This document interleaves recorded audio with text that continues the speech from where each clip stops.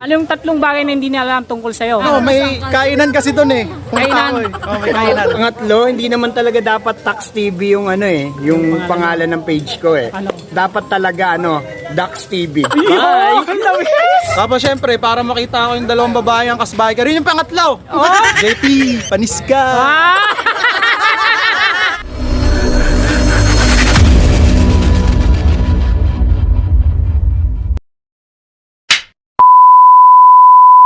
Pesta ka. May ito lang tinatanong ng karamihan to eh. Ilan na followers mo?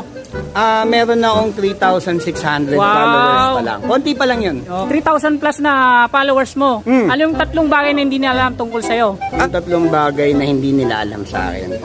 Yung totoo, yung totoo, hindi talaga ako ganun kabait. Oo.